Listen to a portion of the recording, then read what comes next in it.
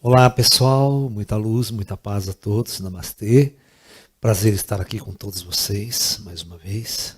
Bom, hoje nós vamos falar de alguns mestres, contemporâneos que foram de grande importância e trouxeram mudanças radicais, para o Ocidente. Bom, um dos nomes que nós colocamos para discutir aí é sobre o Osho. Tá? Eu não vou falar aqui da polêmica estrutural, em torno de todo o projeto dele dos Estados Unidos, tal. Não vou falar de outras coisas. Bom, qual que é a função básica do Osho? Osho, a história do Osho, ele era um professor, de filosofia na Índia, conta a história que ele não se inscreveu na universidade, a universidade era particular, não se inscreveu, aquela coisa toda, E conta que ele era um gênio e ele foi na biblioteca. E ia na biblioteca e estudou todos os livros, praticamente do curso, o curso de filosofia, na faculdade. E depois de um tempo ele chegou pro diretor da escola e falou assim, olha, o negócio é o seguinte, ó, eu estudei tudo que tem aí, eu queria o meu diploma. O cara falou, mas como? Você não frequentou nenhuma aula aqui, Falei, não tem importância, pode fazer o teste que você quiser comigo aí, E pode perguntar para sua bibliotecária lá, que eu vinha todos os dias aqui, tem todo o registro, eu li todos os livros, necessários para uma formação, Agora eu só quero meu diploma. E conta a história que o cara fez um teste com ele lá, não teve dúvida, ele passou e tudo, Bom, aí o cara foi obrigado a dar o diploma para ele, Ou seja, o conceito, Hoje, por exemplo, se você não fizer mestrado, doutorado, você não é nada nas linhas científicas. Antigamente não existia mestrado, doutorado, Se você vê bem, Einstein, ninguém fez doutorado, ninguém fez mestrado. Os caras estudaram, acabar o conhecimento e iam tentar descobrir as coisas. Bom, então, o Osho, ele inclusive passou a ser professor até, de faculdade lá na Índia. E, devido ao discurso dele, a proposta que ele tinha de uma visão de um novo homem para uma nova sociedade. Ou seja, ele queria um novo homem para uma nova sociedade. Porque nos discursos dele, ele viu uma das coisas mais importantes, para a humanidade. E todo o discurso dele, eu quero que vocês entendam, o discurso do Osho nunca foi, falar dos planos astrais, ou falar de espírito, ou falar de vida após a morte, Outra coisa importante também, vocês nunca vão ver, Buda falar sobre espírito e sobre vida após a morte. Tá? Não existe nenhum discurso do Buda falando, porque eu falei com o espírito, porque eu fiz projeção astral, porque eu encontrei com o ET. Isso é só coisa do lalá, coisa de maluco nosso, que moderno. Para vocês entenderem o trabalho e a obra que o Osho deixou. O Osho, então, era um mestre indiano, E ele queria trazer para o Ocidente, ou para as pessoas, uma visão mais abrangente da filosofia oriental. Então, o Osho foi um mestre preparado para ensinar o ocidental. Então, a forma como o Osho começou a abordar as coisas chocava um pouco o povo indiano. O povo indiano não tinha muito essa visão. Quando vocês assistem aquele documentário, Wild Wild Country, que vai parecer todo aquele rolo que teve nos Estados Unidos, no ashram dele, você vai ouvir a história da Sheila, que é aquela secretária dele, e bem no começo, quando o Osho nem tinha um ashram na Índia ainda, quando ela foi ouvir um discurso, na casa, dos amigos, né? Não sei se junto com o pai e tal, e ela ficou encantada pelo discurso do Osho. Então o Osho, ele era uma pessoa que ele convencia. Deixa eu explicar para vocês a importância desse mestre contemporâneo nos dias de hoje. Por que ele revolucionou tanto nos Estados Unidos? Por que todo mundo foi atrás dele nos Estados Unidos? Tá? Então, em primeiro lugar, né, o Osho tinha um discurso. Esse discurso do Osho, ele tentava, né, acordar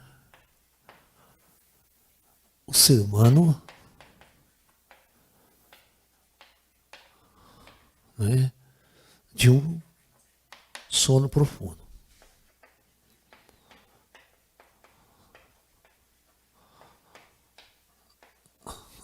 Tá?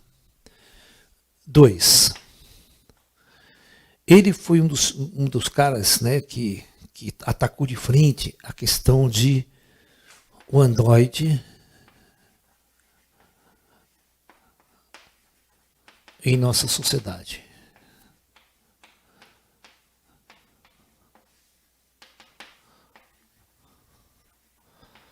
Tá? Nós vamos falar de Sai Baba também, vocês vão ver. É uma diferença muito grande de discurso. São dois discursos completamente distantes. O do Sai Baba e do Yogananda, por exemplo. Tá? E o do Sai Baba, na Índia. São discursos completamente diferentes. Não. O que vai mais impactar o Ocidente mesmo é o Osho. O Osho impacta muito mais o Ocidente do que o Yogananda e do que o Sai Baba. O que significa isso?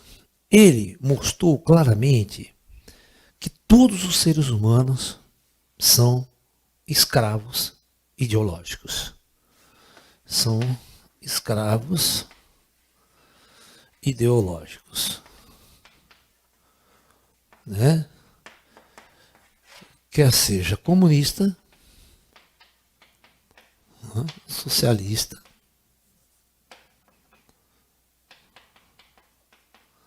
capitalista, cientista e outros istas. Todas essas pessoas aqui, todo ser humano era escravo de uma ideologia social, de uma verdade social. E as pessoas eram, né, formatadas pelas universidades.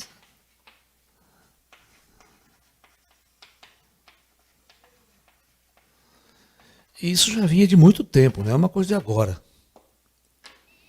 E que todos vestiam uma máscara, todos viviam em função de um falso ego, de um falso centro, né?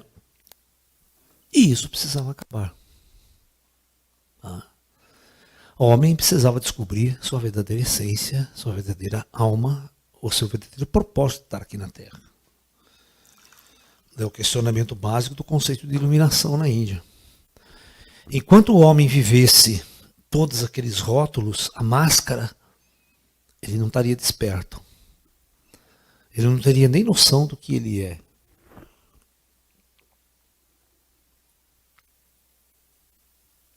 A importância do Osho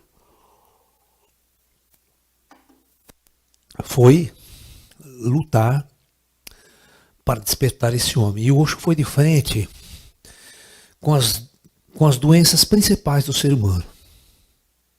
Tá?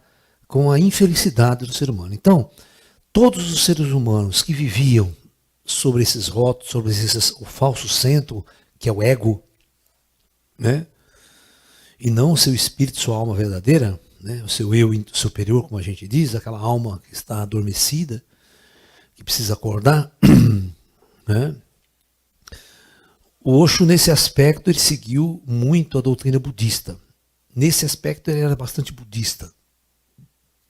Ele não era hinduísta do ponto de vista religioso, porque o hinduísta é muito devocional. Devoto a Krishna, devoto a Rama, devoto... E o Osho não era devoto nem de nenhum desses caras no sentido de ficar adorando tal, tal. Então, o Osho pegou a doença do povo ocidental, que era, né,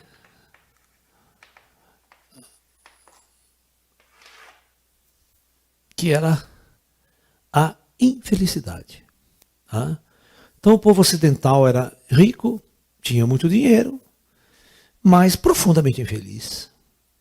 Eu quero que vocês entendam que os Estados Unidos, por exemplo, e a Europa, ninguém passa fome nesses países. Ou seja, todo mundo tem o suficiente em termos de grana e dinheiro. Só que depois eles não sabem o que fazer depois disso.